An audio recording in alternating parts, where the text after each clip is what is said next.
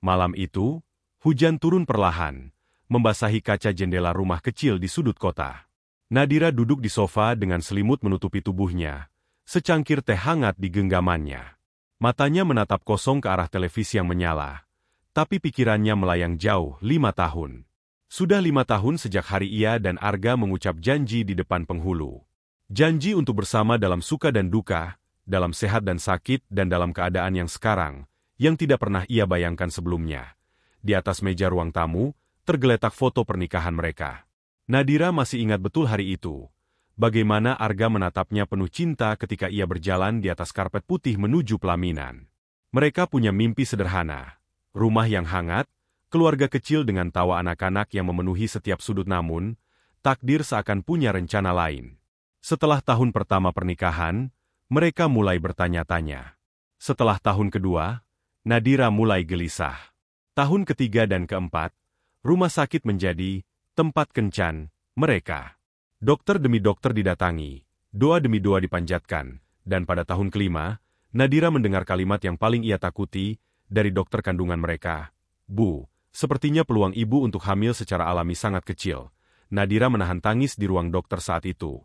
Ia menggenggam tangan Arga, mencari kekuatan. Arga tersenyum kecil, meremas tangannya. Nggak apa-apa, Dir. Kita masih bisa coba yang lain. Kan? Ada program bayi tabung.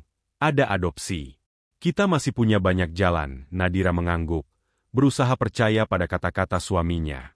Tapi jauh di dalam hatinya, ada suara kecil yang terus bertanya, apakah aku masih cukup untuknya?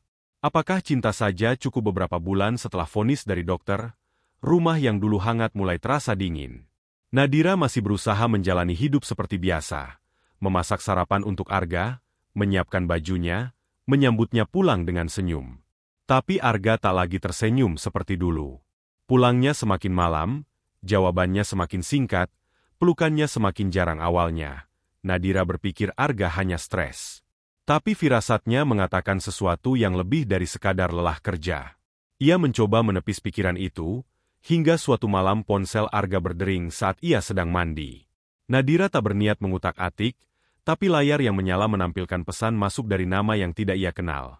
Sayang. Aku kangen. Kamu bisa tidur di sini malam ini? Jantung Nadira seakan berhenti. Tangannya gemetar saat membuka pesan-pesan sebelumnya. Percakapan mereka panjang, berbulan-bulan. Ada foto-foto, emoji hati, bahkan rekaman suara wanita itu. Dan yang paling menghancurkan, foto hasil USG. Hitam putih. Ada nama Arga di atasnya. Ketika Arga keluar dari kamar mandi, Nadira sudah duduk di ujung tempat tidur dengan ponselnya di tangan. Siapa Dinda? Tanyanya lirih. Tapi penuh luka. Arga terdiam. Wajahnya memucat. Ia tak menyangkal, hanya duduk dan menunduk, seolah tak punya kekuatan membela diri. Dia hamil. Nadira berbisik, air matanya jatuh tanpa bisa dicegah.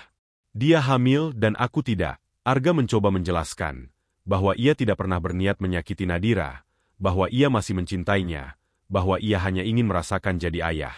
Tapi setiap kata terasa seperti pisau. Nadira bukan hanya merasa dikhianati, tapi juga merasa dibuang karena tubuhnya tak mampu memberi apa yang diinginkan suaminya. Aku ini istrimu, Arga. Tapi kamu malah mencari yang lain. Hanya karena aku nggak bisa ngasih kamu anak. Nadira berteriak, untuk pertama kalinya. Suaranya pecah, tubuhnya gemetar. Arga menangis juga.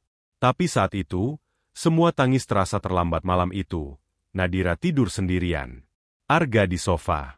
Dan cinta mereka, yang dulu begitu kuat, mulai retak hingga ke akar. 3 hari setelah semuanya terbongkar, Nadira masih tinggal di rumah. Tapi keheningan di antara mereka menjadi tembok setinggi langit. Tak ada sapaan pagi, tak ada ucapan selamat malam. Nadira seperti hantu di rumahnya sendiri, bergerak dalam sunyi, mencoba bertahan di tengah puing-puing kepercayaan yang hancur. Pada hari ketiga, Arga pulang lebih awal. Nadira sedang membereskan lemari, mencoba mengalihkan pikirannya, ketika Arga berdiri di ambang pintu kamar. Aku mau bicara, katanya pelan. Nadira tak menjawab. Ia terus melipat baju. Aku tahu aku salah, lanjut Arga, tapi aku juga manusia, Dir. Aku punya keinginan, dan keinginan itu nggak bisa terus aku tekan. Nadira menoleh. Matanya sembab. Tapi sorotnya tajam. Dan keinginan itu lebih penting dari aku, bukan begitu? Lalu apa? Kamu tidur dengan perempuan lain. Kamu buat dia hamil. Itu bukan sekadar keinginan. Itu pengkhianatan. Arga menunduk. Tangannya mengepal. Aku juga nggak mau kejadian ini, tapi aku capek.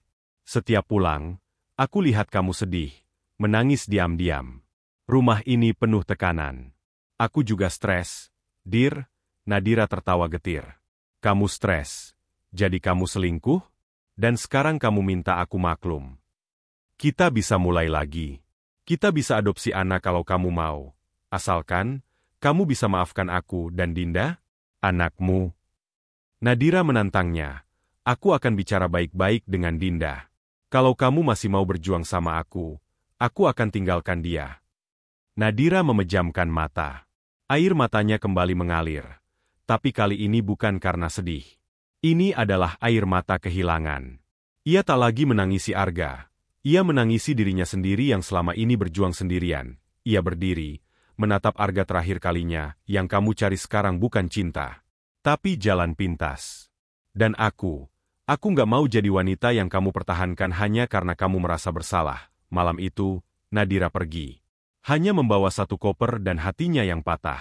Ia meninggalkan rumah itu, bukan karena ia kalah, tapi karena ia memilih untuk menyelamatkan dirinya sendiri.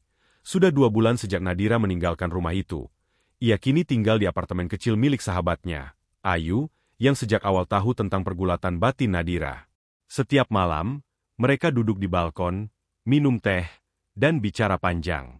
Awalnya, Nadira hanya menangis. Tapi sedikit demi sedikit, ia mulai tertawa lagi. Meski tawa itu masih rapuh, ia berhenti membuka pesan dari Arga. Ada ratusan permintaan maaf, pengakuan, bahkan foto bayi yang katanya mau dia kenalkan kalau Nadira sudah siap. Tapi Nadira tak pernah membalas. Ia tahu, setiap balasan hanya akan membuka luka yang baru saja mulai menutup. Ia memutuskan kembali bekerja. Kantornya sempat memberi cuti tanpa banyak tanya. Saat kembali, semua terasa canggung, tapi rekan-rekannya menyambutnya hangat. Ia menemukan pelarian dalam pekerjaan, membuat presentasi, menulis laporan, bertemu klien. Semua itu mengalihkan pikirannya dari ingatan tentang Arga. Suatu siang, Ayu mengajaknya menemani ke panti asuhan untuk survei tempat donasi. Di sana, Nadira bertemu dengan seorang gadis kecil bernama Kirana. Rambutnya dikepang 2, dan senyumnya sangat lebar ketika menyambut Nadira. Halo, Kak. Sapa Kirana ceria. Kakak cantik, kayak bidadari. Ucapan itu membuat Nadira terkekeh. Untuk pertama kalinya, dari hari-hari berikutnya, Nadira sering datang ke panti. Kadang hanya untuk mendongeng, kadang untuk menemani anak-anak menggambar. Tapi setiap kali pulang, hatinya terasa lebih utuh, lebih ringan. Seolah, setiap tawa anak-anak itu menambal bagian hatinya yang robek. Ia tak lagi memikirkan Arga. Tidak dengan marah, tidak pula dengan harapan. Ia hanya melepaskan, dan untuk pertama kalinya, ia merasa bebas. 3 tahun telah berlalu sejak malam Nadira pergi dari rumah itu. Banyak hal berubah, tapi satu hal tetap. Ia tak pernah kembali kini. Nadira menjalani hidup yang jauh dari bayangan lamanya. Ia tinggal di sebuah rumah kecil di pinggir kota, dikelilingi taman mungil dengan bunga warna-warni yang ia tanam sendiri. Rumah itu tenang, tapi tak pernah sepi, karena kini ada tawa kecil yang mengisi setiap ruangnya. Kirana, gadis kecil dari panti itu, kini tinggal bersamanya. Nadira resmi mengadopsi Kirana setahun lalu. Prosesnya panjang, tapi ia menjalaninya dengan sabar dan penuh cinta. Saat pertama kali Kirana memanggilnya, "Ibu," Nadira menangis lama di kamarnya malam itu. Bukan karena sedih, melainkan karena hatinya yang dulu retak, akhirnya benar-benar utuh. Nadira juga membuka sebuah komunitas kecil bernama Rahim Jiwa, tempat perempuan yang pernah mengalami kegagalan rumah tangga, kesulitan punya anak, atau sekadar ingin didengar. Di sana, mereka saling menguatkan, berbagi cerita tanpa takut dihakimi. Suatu hari, Nadira menerima surat dari Arga, isinya singkat. Hanya 1 halaman. Arga menceritakan hidupnya sekarang, meminta maaf sekali lagi, dan mengatakan bahwa ia menyesal, bukan hanya karena kehilangan Nadira, tapi karena tak cukup menghargai cinta yang pernah ia miliki. Nadira membaca surat itu dengan tenang, lalu melipatnya dan menyimpannya di laci. Ia tidak menangis. Ia hanya tersenyum kecil dan berkata pelan, "Terima kasih sudah pernah menjadi bagian dari hidupku." Sore itu, Nadira dan Kirana duduk di teras, menikmati senja. Kirana bersandar di bahunya, menggambar dengan krayon warna-warni di pangkuannya. "Ibu, kalau aku besar nanti, aku mau jadi kayak ibu." Kuat dan baik, Nadira memeluknya pelan.